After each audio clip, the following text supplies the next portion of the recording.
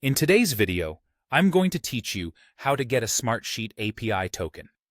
This is an essential step if you're looking to integrate Smartsheet with other applications or automate your workflows.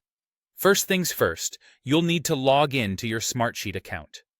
It's crucial to ensure that you are using a licensed account, as the ability to create API tokens is exclusively available to users on business or enterprise plans. If you're on a free or unlicensed plan, unfortunately, generating tokens won't be possible, so double-check your account status beforehand. Once you've successfully logged into your account, direct your attention to the lower left corner of the Smartsheet interface. Here, you'll find your profile icon. Clicking on this icon will open up a menu from which you should select Personal Settings. This section of your account holds all the personalized settings you might need, including those related to API access. After entering the personal settings, it's time to navigate to the tab marked API Access. This is the area where you'll manage existing tokens or create new ones, so take a moment to familiarize yourself with the layout if you haven't been here before. Next, you're going to create a new token.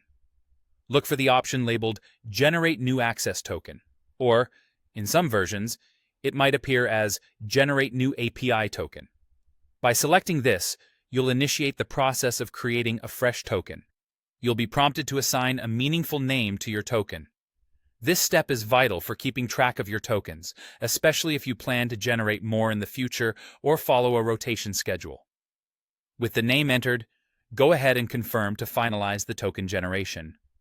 Once you've done this, Smartsheet will generate a unique access token just for you.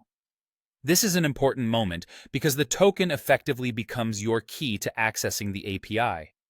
Smartsheet will display this token for you to copy. Make sure to do this immediately, as tokens are typically only shown once for security reasons. Now comes the crucial part: storing your token securely.